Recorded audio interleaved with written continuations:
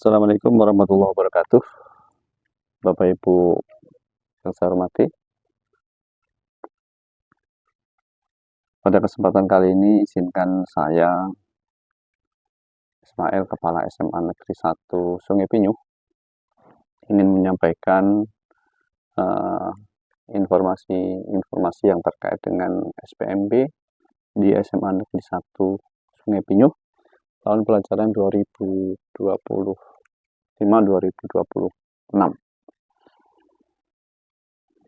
Dasar SPMB ini adalah Keputusan Gubernur Kalimantan Barat nomor 480 tahun 2025 terkait dengan juknis pelaksanaan SPMB untuk SMA, SMK, SLB Provinsi Kalimantan Barat tahun 2025-2026.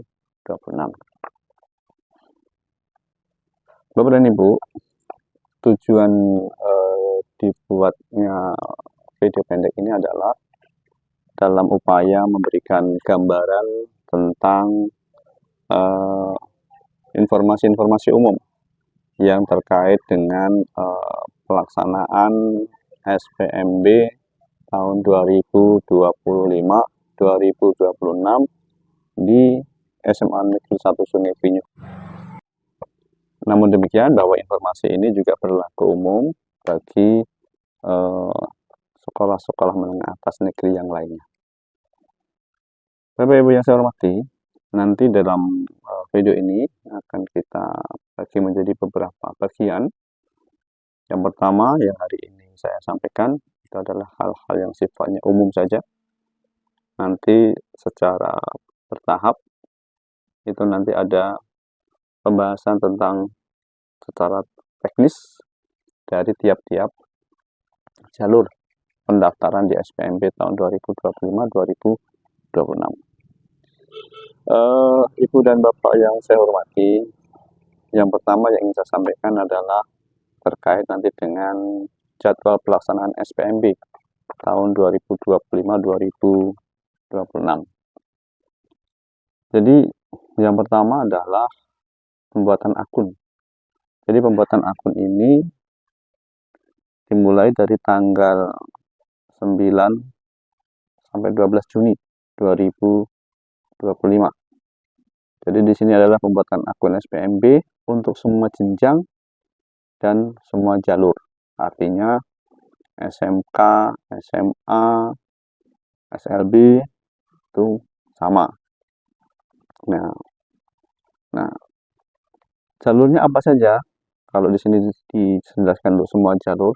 Nah, jalur-jalur nanti pendaftaran Bapak dan Ibu itu ada jalur afirmasi, ada jalur mutasi, ada jalur domisili, dan ada jalur prestasi.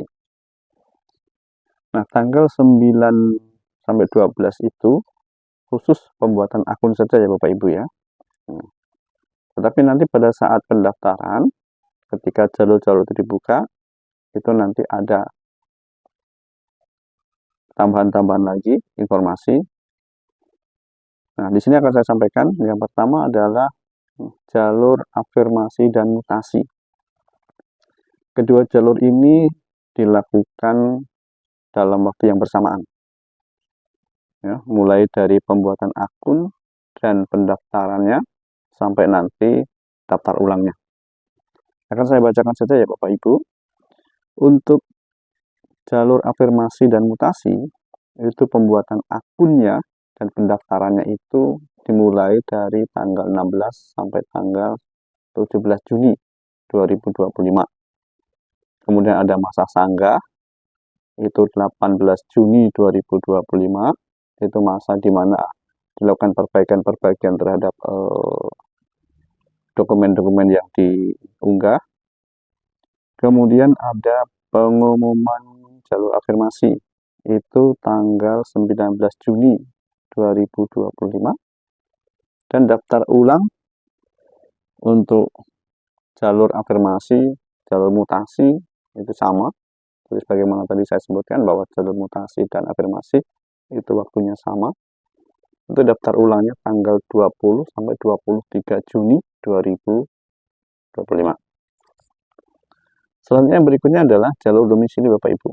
Jalur domisili itu pembuatan akun dan daftar jalur domisili itu tanggal 24 dan 26 sampai 26 Juni 2025. Kemudian masa sanggahnya yaitu masa perbaikan berkas itu 30 Juni sampai dengan 1 Juli 2025. Pengumuman jalur domisili itu tanggal 2 Juli 2025 dan daftar ulangnya itu tanggal 3 sampai 4 Juli 2025. Sedangkan jalur yang berikutnya itu adalah jalur prestasi ya Bapak Ibu.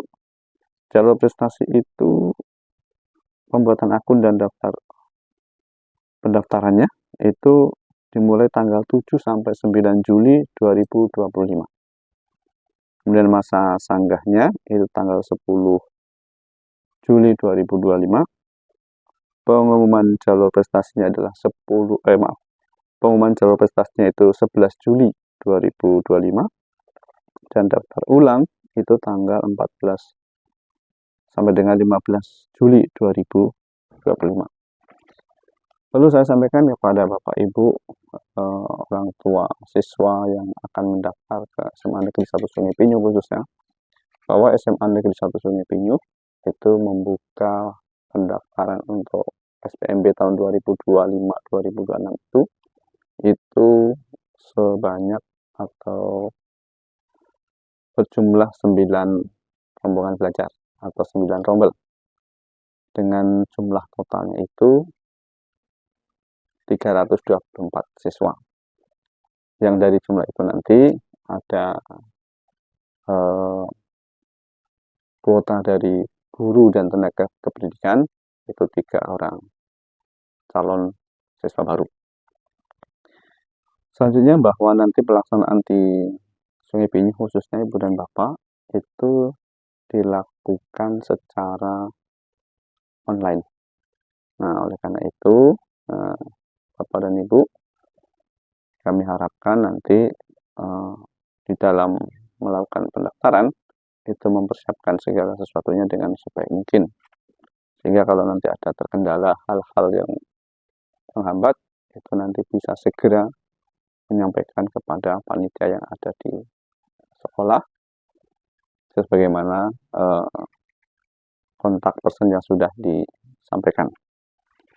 Ibu dan Bapak yang saya hormati, izinkan pada kesempatan pertama ini saya menyampaikan beberapa hal yang terkait nanti dengan penjelasan umum SPMB tahun 2025 ya Bapak Ibu ya. Yang akan saya sampaikan yang pertama mengenai ketentuan umumnya Bapak Ibu. Dalam ketentuan umum ini bahwa calon murid baru itu nanti harus mempertimbangkan jarak tempat tinggal dengan satuan pendidikan tujuan. Jadi kalau anak-anak kita mau memilih sekolah, maka perhatikan nanti nih jarak rumah ke sekolah yang dituju. Nah, ini karena nanti jarak rumah dengan sekolah yang dituju itu nanti punya bobot, punya nilai yang nanti juga akan digunakan untuk menentukan rankingan di dalam sistem penerimaan peserta didik baru atau murid baru nanti. Kemudian yang kedua, calon murid baru memilih salah satu jenjang pendidikan, yaitu SMA atau SMK. Jadi tidak bisa memilih dua-duanya atau mengganti pilihan. Jadi misalnya sudah memilih SMA, ternyata kepingin SMK, maka tidak bisa. Atau sebaliknya, sudah mengklik SMK atau kepingin SMA, maka juga tidak bisa. Nah, oleh karena itu, kepada anak-anakku calon murid baru, tolong diperhatikan pada saat menentukan pilihan SMA atau MK-nya. Kemudian, calon murid baru yang telah dinyatakan diterima pada salah satu jalur dan satu sekolah itu tidak dapat mendaftar kembali. Artinya misalnya nih, ada seorang siswa sudah diterima di jalur afirmasi dan mutasi di sekolah X, sudah diterima. Ternyata setelah dipikir-pikir nggak sesuai, kemudian dia ingin melakukan istilahnya ingin daftar ulang lagi untuk memilih sekolah yang diinginkan, maka hal tersebut tidak bisa. Kemudian calon murid baru yang tidak diterima pada jalur yang dipilih sebelumnya dapat mendaftar kembali pada jalur lain. Nah, akan berbeda pada kasus sebelumnya tadi. Kalau ini adalah anak yang tidak diterima. Misalnya nih, ada calon murid baru mendaftar melalui jalur afirmasi dan mutasi. Ternyata nggak diterima. Maka dia bisa mendaftar kembali lewat jalur domisili. Jalur domisili tidak diterima. Dia bisa ikut daftar kembali di jalur prestasi. Begitu. Selanjutnya adalah calon murid baru yang diterima di satuan pendidikan yang dituju tadi wajib mentaati pelaksanaan masa pengenalan lingkungan sekolah ya Bapak Ibu. Jangan sampai nanti merasa diterima izin tidak bisa ikut MPLS, tidak boleh. Termasuk nanti ketentuan peraturan satuan pendidikan yang berlaku dan membuat surat pernyataan yang ditetapkan kemudian oleh masing-masing satuan pendidikan. Nah, kemudian calon murid baru yang telah diterima itu wajib daftar ulang. Jangan merasa udah terima, saking senangnya lupa daftar ulang. Dihubungi panitia, kemudian tidak direspon. Akhirnya waktu daftar ulangnya habis. Maka mohon maaf Bapak dan Ibu, hal seperti itu tidak dibenarkan. Dan bisa itu siswa nanti dinyatakan tidak diterima. Ya, kan begitu. Oleh karena itu mohon diperhatikan ya Bapak Ibu ya. Nah, kemudian jadi penjelasannya, calon murid baru yang telah diterima itu wajib daftar ulang. Nah, jadi ada kata wajib ya Bapak Ibu ya. Kemudian nomor 7, dokumen yang diunggah itu merupakan dokumen asli. Nah, calon murid tidak boleh menambah atau mengurangi dokumen. Jadi nanti Bapak dan Ibu, pada saat anak-anak kita calon murid baru itu ingin mendaftar sesuai dengan jalur pilihannya, maka dia akan mengunggah dokumen-dokumen. Nah, dokumen-dokumen yang diunggah itu nanti harus dokumen yang asli. Nah, kemudian tidak kalah penting, yaitu calon murid baru memiliki SKL yang terdapat daftar nilai dan diterbitkan oleh satuan pendidikan. Nah, kemudian berikutnya juga penting Bapak dan Ibu mengenai KK. Nah, biasanya KK ini agak pelik nih, masalahnya agak rumit. KK yang digunakan untuk syarat kelengkapan calon murid adalah KK yang diterbitkan paling singkat 1 tahun sebelum tanggal 16 Juni 2025. Kemudian berkenaan dengan KK ini juga ya Bapak Ibu. Nah, KK yang berubah akibat penambahan dan atau pengurangan anggota keluarga tanpa mengubah alamat dan belum 1 tahun itu dapat dipergunakan untuk melampirkan scan foto. Dapat digunakan dengan melampirkan scan fotokopi kartu keluarga yang lama dengan alamat yang sama dengan KK yang baru. Nah, untuk unggah scan fotokopi KK lama itu di bagian unggah KK lama, nanti ada pada itu tempatnya. Nah, kemudian ada istilah bobot. Nah, bobot adalah proses pemberian nilai relatif pada kriteria tertentu. Nah, jadi nanti berkaitan bobot ini Bapak dan Ibu, itu yang ada hubungannya nanti dengan jarak dari rumah calon murid baru ke sekolah. Nah, nanti jaraknya berapa, bobotnya berapa. Nah, itu nanti, karena itu nanti diperhatikan. Terus juga berkaitan dengan prestasi. Nah, prestasi baik itu prestasi akademik maupun non-akademik. Agamnya misalnya mengikuti olimpiade sains nasional, kemudian juara tingkat kabupaten, nanti ada bobot nilainya. Oh, lolos juara tingkat provinsi, ada bobot nilainya, dan seterusnya, dan seterusnya. Tentu nanti prestasi-prestasi itu, piagam-piagam itu nanti harus sudah divalidasi Bapak dan Ibu. Nah, seperti apa nanti penjelasannya akan dijelaskan kemudian. Kemudian yang berikutnya Bapak dan Ibu, nah perlu kami ingatkan, ya, setiap calon murid itu setelah melakukan proses pendaftaran itu nanti biasanya ada surat pernyataan. Maka calon murid wajib mengunduh dan mengunggah kembali surat pernyataan tentang keaslian dokumen yang diunggah tersebut. Nah, berikutnya yang tidak kalah pentingnya Bapak dan Ibu, bahwa pendaftaran murid baru itu tidak dipungut biaya apapun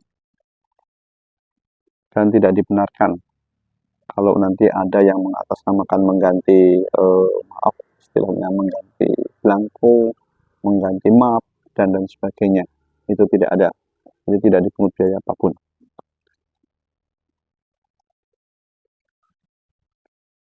Bapak dan Ibu yang saya hormati, itu mengenai ketentuan umum ya. Nah, kemudian saya akan sampaikan mengenai persyaratan umum. Jadi yang ingin saya sampaikan adalah persyaratan khusus untuk jenjang SMA. Jadi untuk jenjang SMA itu persyaratan umumnya adalah telah menyelesaikan SMP atau bentuk lain yang sederajat.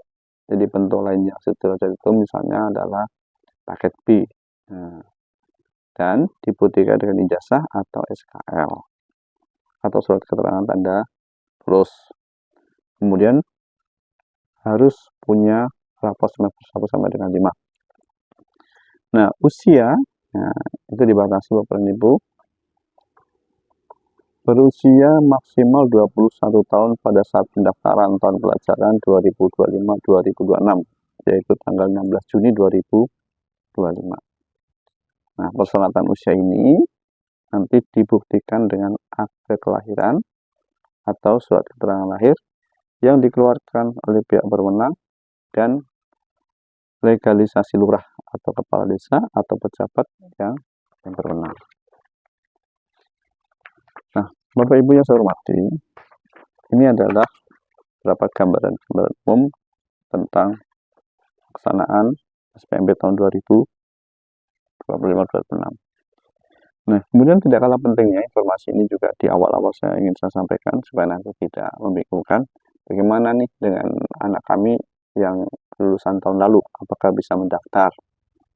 Nah, bagi calon murid yang tidak dapat melakukan pendaftaran karena NISN-nya tidak aktif, ya, karena sudah lulus, jadi kalau anak itu sudah lulus, maka NISN di sekolah tersebut sudah tidak aktif lagi, Bapak Ibu ya. Itu karena merupakan kelulusan tahun 2004, atau karena alasan lainnya, dan atau NIK-nya tidak lengkap, itu dapat melakukan pendaftaran melalui operator satuan pendidikan tujuan. Jadi, calon murid tersebut itu datang ke sekolah langsung bertemu dengan operator di kepanitiaan SPMB sekolah yang ingin dituju.